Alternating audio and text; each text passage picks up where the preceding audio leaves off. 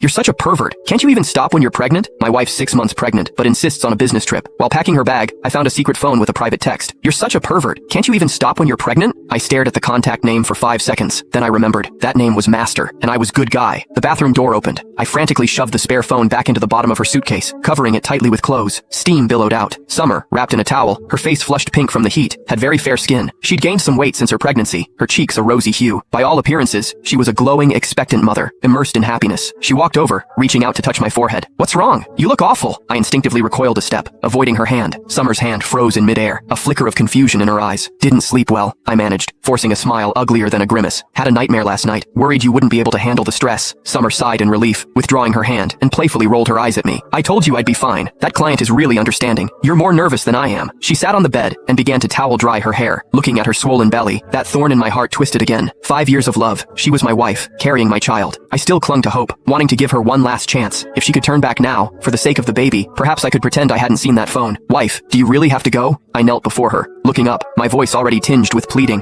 I'm not afraid of hard work. I can deliver food, drive ride shares. Just stay home and focus on your pregnancy, and I'll endure any hardship. I looked into her eyes. Please, don't go. Can you? Summer's hand stilled on her hair. She lowered her gaze and sighed. Darling, I've already signed the contract with the client. If I breach it now, I'll have to pay triple the penalty. She tugged at the towel wrapped around her, shifting her posture to reveal part of her calf. I stared there. Just above her knee, there was a coin-sized bruise. For the past 2 months, she'd always locked the bathroom door, not even letting me in when I brought fresh clothes. And on the rare occasions her arms and legs were visible, there were always inexplicable bruises. Last week, it was her inner left thigh. The week before, her arm. Each time I asked, my heart aching, she had a perfect explanation. The bathroom was slippery. I accidentally bumped into something. I hit the corner of the office desk. You know pregnant women are clumsy. I believed her, my heart breaking for her. I covered the entire bathroom floor with non-slip mats. I bought dozens of feet of corner protectors, covering all the sharp edges of our furniture. I wished I could turn myself into a ball of cotton and wrap her inside. Now it seemed, I was indeed a ball of cotton, a rotting piece of cotton, casually kneaded and used to wipe someone's backside. What kind of bump would perfectly land on the inner thigh? What kind of fall would result in bruises that looked like they were forcefully squeezed by fingers? I stared at her calf, my stomach churning. Summer seemed to notice my gaze and pulled the towel down to cover her leg. She walked over, naturally draped her arms around my neck, carrying the pleasant scent of her shower gel. She buried her face in my neck, rubbing it gently. Darling, help me blow dry my hair, please. I'm leaving first thing in the morning, and I want you to spend more time with me. Yesterday, I would have considered it a sweet burden. Now, I felt only revulsion, every hair on my body standing on end. I rigidly picked up the hairdryer, my fingers running through her hair. The hot air roared, masking my ragged breathing. In her eyes, what was I? A sugar daddy providing a paycheck and a stable life? How many days will you be gone this time? I turned off the hairdryer, my voice so cold it even scared myself. 3 days. I'll be back Sunday. Summer turned around, wrapping her arms around my waist, her face pressed against my lower abdomen. I'll miss you, and I'll miss the baby too. I also thought of that child. 6 months old. Was it my child? Once that thought arose, it could no longer be suppressed. Click the link in my bio to get the full story for free.